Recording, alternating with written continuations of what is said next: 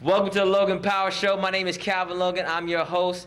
Thank you all for your support. You've been following us on Twitter, Facebook. Follow us every week live here at the Logan Power Show station on every Thursday morning from 6:30 a.m. to 7 a.m. We want to thank you so much for coming on. I got with me some phenomenal guests from St. George, South Carolina. I have with me Mr. and Mrs. Riley. Thank you so much. Thank you for having us. No problem. Now, like I said, to my left is Pastor Wilerma Riley, and then to my far right is Mr. Floyd Riley. Now, this lovely couple, you look upon them and say, man, these people have been married right now maybe 50, 45 years. Nope. This lovely couple's been married for 2 years. Yes, folks, this couple's been married for 2 years. If they have a phenomenal story, I can know more about it. I know you like to know more about it. So first off, let's start with you, Miss Pastor Wilerma. Tell me how you met your husband. Well, he's better at telling that than I am, but I have been divorced for more than 20 years. Gotcha. I've been praying for a husband because I always wanted to be married, because I think marriage is preferred to being single. I just believe that that's God's design for man, because he said it's not good that man should be alone. And I certainly believe that. Okay. And I received that in my spirit. It's not good, and I always wanted to be married. But my husband can tell it more in details because the Lord visited him. And one of the things I did do when I prayed for a husband, I asked God to give my husband the vision for our relationship, because I believe in my heart that man is the head of the woman.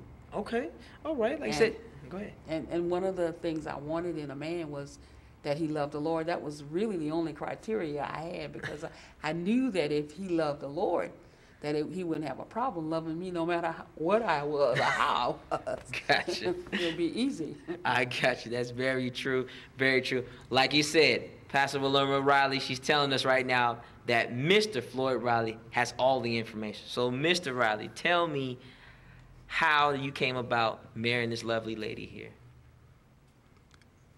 Well, I'm afraid it is a gift to me from the Lord. Okay. I had a wife for 50 years. I lost her in 2012. And I was grieving very hard over the fact that I lost my wife. And it got to the place where I couldn't take it any longer. So I sat down and talked with the Lord. Simply said, Lord, I know you called me to preach. I do not have a problem with that. My helpmate is gone home to be with you. I need a helpmate. What are you going to do about that? That's all. 2 days later, he woke me up 3 in the morning and showed me Wilerma Frazier. And I simply said to the Lord, not her, she's a preacher. And he said to me, don't think of her as a preacher, but as your queen. Now, that blows my mind. So I didn't say anything else, but I got up early that Saturday morning and rode by her house all day long. I wanted to see the queen. Because the last time I saw her, I didn't consider her to be a queen. Wow. But I wanted, that Saturday morning, I wanted to see what the Lord was talking about. She was my queen. But I never was able to see her. I rode till it got dark. So Sunday morning, I went to her church, and she was not there. Her brother was the deacon. He was running service. So I asked him where was his sister, and he said she was home sick with a cold. So that same afternoon, she's the president of the ministerial allowance, same ministerial allowance that I go to. So I went out that afternoon to the ministerial allowance, and when I walked in that church, she walked up to me she met me and thanked me for coming to her church. And I just simply said to her that I wanted to talk to her, and that was it. So she called me on the phone and wanted to know what I wanted to talk about. So I told her what had happened. She didn't like it, and I didn't like it either. So she said that you have to realize this is strange to me. So I said, to me too. But anyway, I said to her, if the Lord can get in touch with me in 2 days, surely you ought to be able to hear from him in 2 weeks. I'll call you back in 2 weeks. 2 weeks later, I called her back. I said, have you heard from the Lord yet? She said, no, I haven't heard anything. So I had to come to Somerville. So I said, well, I'm going to Somerville. Do you want to ride down with me? We'll have lunch at Ruby Tuesday. We can talk and see if we have anything in common other than the fact that we both love the Lord. And she agreed. So we came to Somerville. I took care of my little business in Somerville, and we went to Ruby Tuesday. And we ate and talked for 4 hours straight. I don't know why they didn't put us out. But anyway, we didn't agree on nothing. Nothing at all we could agree on. So I said to her, it's time for us to get up and get out of the restaurant. But when you get to your car, I'm going to hug you and I'm going to kiss you. And our relationship will begin from this moment on. And I did just that when I got outside to buy the car. And I drove down 17 to 26 and head west for St. George. When the Lord spoke to me, he said, put your arm around her shoulder. And I immediately did what he said. And when I did that, the next 2 minutes, she went to sleep and started snoring and slept all the way home to St. George. I had to wake her up to let her go in her house. That's right. And I said, Lord, you're fixing her right now. Now, I didn't love her. She didn't love me. But the next day in my house at around noon, I was wide awake, walking around in the house there, and the Lord fixed my heart and turned my heart and caused me to fall head over heels in love with her. Okay. So we went walking every morning. I go by and she would go walking and everything, all that. And then when she started coming by my house, and sometimes she stayed a little longer than she was supposed to stay, and I had to take her back home. And anyway, so I told her, you know, being that she was a pastor, and I am a minister, if you're going to keep doing this, you might better go ahead and get married, because I don't want people to think hard of you, think bad of me either.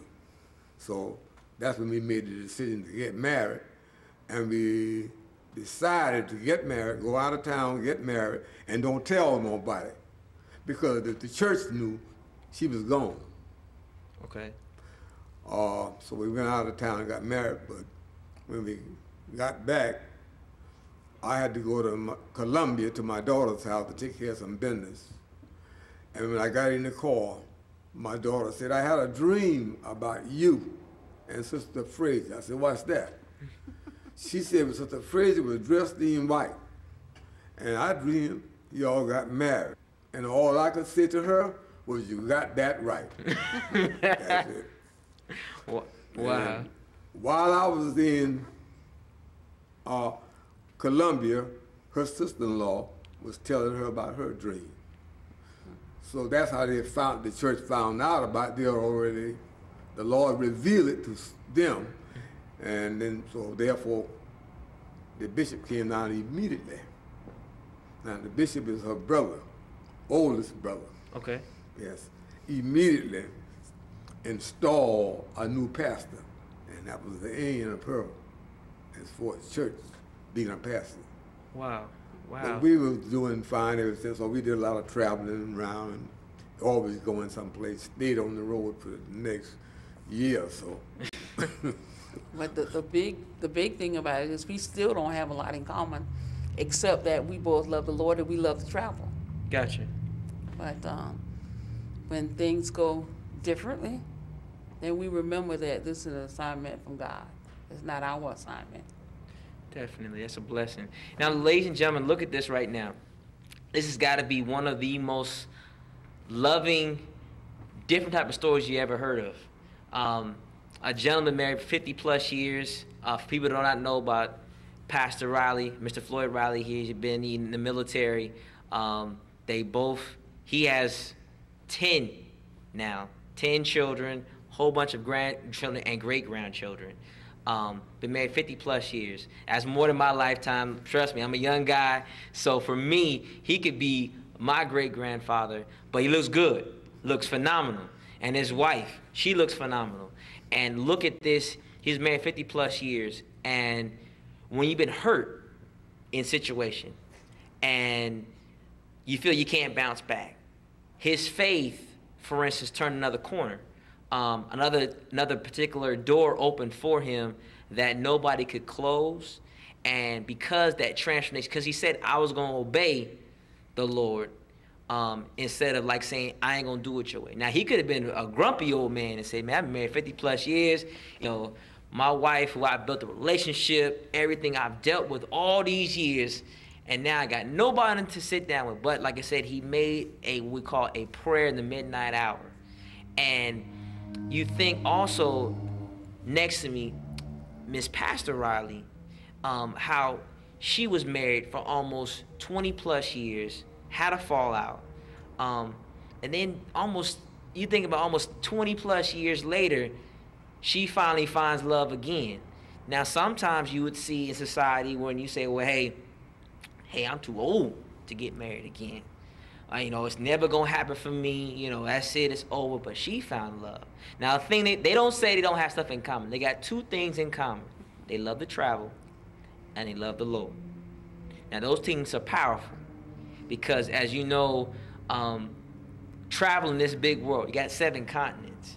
So, and like I said, loving the Lord is endless. So, they got endless traveling to do, because they got more to see, more to testify their testimony. So for those who like to know more about them, their information is on the screen. I highly recommend, if you're in the St. George area, you need to give them a hug. You need to tell them to you need to take them out to Ruby Tuesdays. You need to take them out to a restaurant to find out how in the world did you make that transition. That's some phenomenal type of faith. Without, for instance, having no type of, you think about, man, it could have been a real sad situation for both of them. But they turned the corner. It's not like they have an American sad story. It's a great story. But, hey, we got a quick commercial break. We'll be right back. Hey, we're back here at the Logan Power Show. My name is Calvin Logan. I'm having a great time with the ministers, Mr. and Mrs. Riley. We are having a ball here. Their story right here is heartfelt. It's heart-touching. For me, you guys are really making me understand what this marriage thing is all about. For me, I've been married 9 plus years. I'm still learning. It's a challenge at times. But you guys, like I said, you guys make it sound that you just took it and you just ran with it. Because you said your wife died in January 2012. You grieved for 21 days. Reminds me in the Bible, the Daniel 21-day fast. So you did a grieving period. You asked the Lord to help you, and then you took the initiative to say, okay, I'm gonna be persistent, find out what is it you really want from me. Because you called him after he made the approach first. Right. Now, but he was persistent. He was looking for a wife to attain his favor. And the beauty part about it is you didn't, for instance, take it as no for an answer. And he had to tell you what was going on. And the thing about it is such a great storytelling to let people know that, love is here. It is. Now, you guys never thought about this, but has people ever been intrigued to tell the churches about your story and how you guys got together? Have you guys been talking around the St. George area? Ever thought about that? Well, we've never done it that way, but when we approach people who come in contact with people who want to get married, I tell them all the time, you can't shuck and jive with God. If a lot of women say, well, I don't need anybody else. I don't want anybody. But that's not always true. Sometimes they're doing that to cover up. Because I had a young lady once, as a matter of fact, that same Sunday that we had the Ministerial Alliance, she said that Jesus was enough for her. She didn't need a man. She was fine. I saw her, she was assistant pastor to one of my cousins, and she was in the hospital visiting her. And I told her I'd gotten married, and she told me, she said, you know what, I'd really like to be married myself, but I can't find anybody. I said, well, you can't shuck and jive with God. You have to be straight up with him. If you want to get married, you tell him you want to get married, and you tell him, what you want, and don't pretend like you don't, because when you pretend like you don't, then you're pushing that man, even if he's coming, you're pushing them farther away. But I told her, I said, you just have to be straight up with God. And would you believe, within a 6-month period to a year, that woman had a husband? Wow. And I always, when I meet people, and a lot of people say, well, I'm too old, and I don't want to be bothered anymore. And that's not true. We all want to be loved. I don't care if you are 65. You want to be loved. You want somebody to hold you sometimes at night, to help you go to sleep or whatever. It's just wonderful being married. I never told anybody I didn't want to be married. And one of the things I did before I got married, I started speaking into existence. I had a friend that I used to talk to from the District of Columbia, and I told him one day, I said, I'm getting married. He said, well, I haven't even asked you yet. I said, I don't even know who I'm getting married to. I said, but I just know I'm getting married. And I started, whenever I went out to eat, they would ask me how many. I would say 2. And whenever I went to church, if I sat in the pew, I left a seat for my husband to sit. And even in the pulpit, when I could, I left my husband's seat vacant. Wow. Yeah. How long was that for? How long did you do that for? I did that about, I did it off and on probably about 10 years. But when I got serious about it, that last 12 months, the next thing I knew, here comes Minister Riley. Gotcha. Yeah, but, and one of the other things that happened too was when I prayed, I said to God, I want you to pick my husband this time. Okay. And I said, I'll be satisfied with whoever you pick. I said, I'm not going to complain about whoever you pick. Because, I had my own idea of what I wanted, before I released the Lord to just do whatever he wanted to do. But I thank God for Minister Riley. He's a wonderful husband. Sure. And I was excited when God gave him to me. I rebelled at first. And then one of the reasons why I was excited was because he was married to his first wife 50 years. So I said, well, he's going to stick. He's not going anywhere. So I felt like that was a super trait, that he would stick around for 50 years to one woman. So, but it's a wonderful thing. And anybody who is interested in getting married, just don't pretend like you don't want anybody. Because everybody wants somebody whether they tell it or not. You can fool me, but you can't fool yourself, and you can't fool God.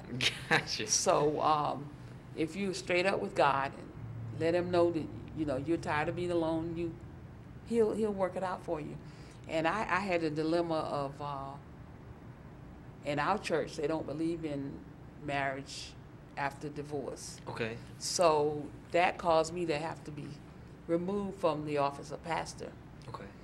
That was heartbreaking and heart-wrenching. And so in the midst of the happiness, I had a lot of agony as well. It was a combination of agony and ecstasy. Gotcha. But God has since healed my heart, and I'm able to go on. Because when you really think about it, in America, you can't have 2 living spouses. When we went to get married, one of the things we had to tell on the application was how many times we'd been married. And you also have to prove that you are no longer married before you can get married again. I had to present my divorce papers, and my husband had to show the death certificate for his wife. So I don't understand why that's still an issue, but I'm hoping that one day that they'll see the light, and that, because I think it causes a lot of other problems in the church. I think it opens the door for homosexuality. It opens the door for fornication and adultery, because there are people who have not chosen to get married, but they have a husband or a wife, and then they have a boyfriend or a girlfriend as well. So I think if that were removed, then I think it would cut down on some of that. Gotcha. Because there are instances of people who actually did get married, and you found out after they died that they had what our church calls two living spouses. Okay. But and then one time I always said, well, we could go by the law, but you can't go by the law now because they're doing same-sex marriage. So we can't take the law anymore, I don't think, because the law is going too far. Gotcha. On the other end. Well, I say, I really, one thing I want people to understand is there's so many things that's spilling off my mind. She said something that's really good. If you listen to Pastor Wilerma Riley right now, she said, get serious. Now, she said for 10 years, in the process, she left the open seat in 10 years. So think about it. Imagine her not here, and I say, okay, I want to be married, so I'm saying I'm going for two. Table for two. Now, you say table for two, people, the host look like, okay, who's that coming? You grabbing, like, you tell the waiter I want 2 waters. They're like, well, you must be extra thirsty. No, it's not the person going to be sitting here, and the person doesn't show up. So she had to get her mind wrapped that I'm going to have somebody.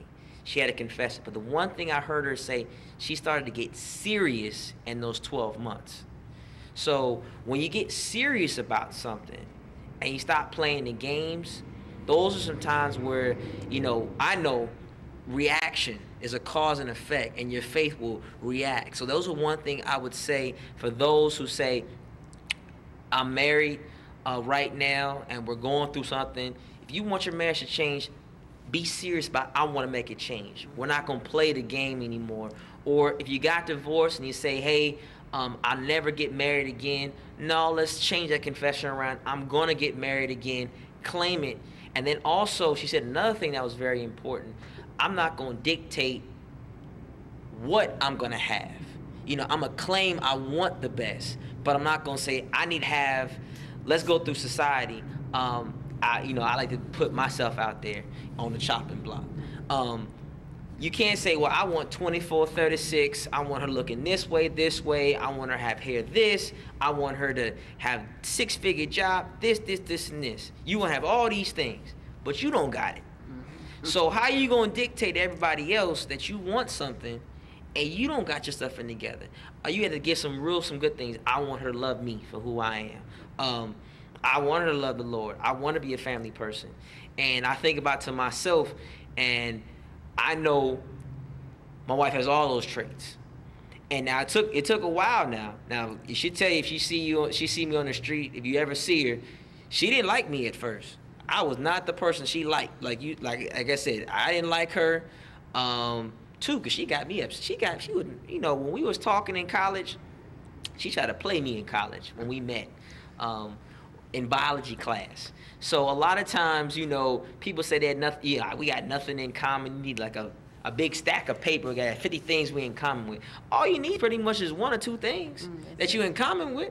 You may like, going, like they said, they like going out and they love the Lord. Okay, there's 2 things. Mm-hmm. So if you say you like sushi, I like shrimp, hey, 2 things we love. We love the Lord, we love traveling. So anytime we get back to it. And the thing about the church situation, you're very right. I think a lot of times the church can be better in regards to if somebody got divorced, let's heal the situation first. You know, let's not always talk about, well, you was married to such and such first time. Well, it may not have worked out for them. Maybe they don't have the formula, the chemistry to actually want to keep that together. But don't put them in a bind saying you can't go back out there again. I think a lot of times we don't want to play any games anymore. So I think that's another good thing. Let's not play the games. If you're at a church right now that's making headway, please let us know the Logan Power Show. We'd love to get a shout out to your church. I know my church is making a lot of pathways. Truth and Fellowship Global Outreach Ministries on Ashley Phosphate Road. Dr. Jonathan Briggs and leading lady Sabrina Briggs, definitely a great church to go to. There's a lot of great churches around the world that's making this kind of headway. So definitely, I definitely highly recommend you guys put the initiative. Before we leave, Mr. Riley, for yourself, I think you and your wife have a phenomenal story. I think that, you know, no matter whatever happened for how the church setting, I think you guys are really in a ministerial mode now, because, you know, the way you guys talk, I think a young person and a person that's of your age can really relate and say, okay, this is making sense. You know, they're really about something positive. Nothing crazy happened, but you both had walks of life, and you can honestly say that you right here is telling me, hey, I went after her. I made sure I covered this. I wasn't taking no for an answer. I grabbed her and gave her a hug and a kiss, and you know, I knew she was going to be mine. You know, that kind of stuff. And it wasn't, you know, you was loving, you was passionate. And those type of things, you know, they say, well, man, you know, it's not all that serious. But, you know, you took the initiative as a male, like in the military, like you are, like myself, the alpha male role, like, hey, I'm going to do it despite of embarrassment, despite of feeling like, you know, you may get rejected. You said, I'm not going to get rejected on this one. So it must have been a powerful kiss, because I tell you, you sure did land a good woman. So I think that that's a great thing. You know, definitely you guys are more than happy to come back on the show. For those, the information's on the screen. Hey, we would love to have them some more. If you have some questions, get on right now on our Facebook page and Logan Power Show at the Logan Power on Twitter. Please get in contact with us. Information's on the screen. We're having a blast here. We have a great couple here. And I'm letting you know, people, don't give up. Don't quit. Have a great week. Thanks for tuning in.